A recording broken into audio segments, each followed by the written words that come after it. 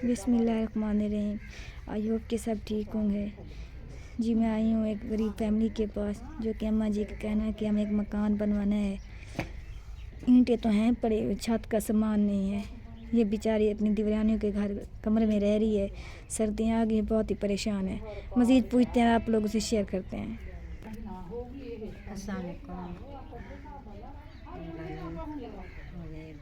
साढ़े कोठे की छत कोई नहीं, छत मिल जे, कोई सिल थोड़ी जी घट है वो मिल जे, चलो कोठे ते छत पै जे।